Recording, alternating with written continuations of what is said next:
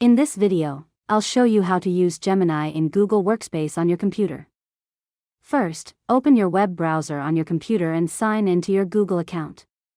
Next, go to Google Docs, Gmail, or Google Sheets, depending on what you want to use. Once you are inside, open any document, email, or spreadsheet. Now look for the Gemini panel on the right side of the screen. Click on it to open the assistant. If you don't see it right away, make sure your account has Gemini enabled and refresh the page. After that, start typing your request. You can ask Gemini to write an email, summarize a document, create ideas, or even improve your text. In Gmail, it can help you draft professional emails quickly. In Google Docs, it can rewrite, expand, or summarize content. In Google Sheets, it can help explain data or generate formulas.